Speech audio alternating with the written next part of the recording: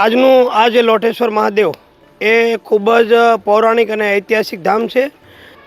હવે એ આક્રમણો દરમિયાન 17મી સદીની આસપાસ ઔરંગઝેબ પોતાનું સૈન્ય લઈ અને હિન્દુ મંદિરો તોડતા અહીં પણ તોડવા આવેલો અને ત્યારે અહીંના પૂજારી જે જેસલગીરી બાપુ એટલે કે હાલ એમને દેરીવાળા બાપુ તરીકે ઓળખવામાં આવે છે, એ દેરીવાળા બાપુ ત્યારે અહીંયા પૂજા કરતા હતા.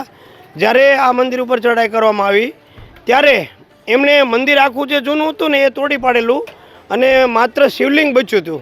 એ શિવલિંગને તોડવા માટે એમણે ખૂબ મહેનત કરાવેલી, સૈનિકો આગળ ખૂબ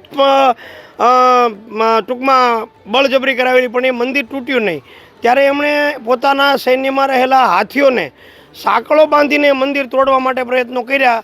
એમાંનો એક હાથી મરી ગયો, પણ એ શિવલિંગને એ કશું જ નહીં થયું, એ ત્યાંથી હટ્યો પણ નહીં.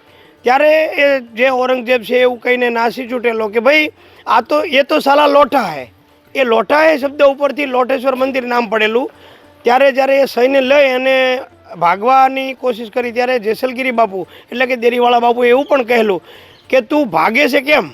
આ મંદિર જે તોડ્યું છે એ કાં તું લેતો જા ને કાં તું બંધાવતો જા. એટલે પછી ત્યારે એ મસ્જિદ આકારમાં લોટેશ્વર મંદિર બનાવેલું.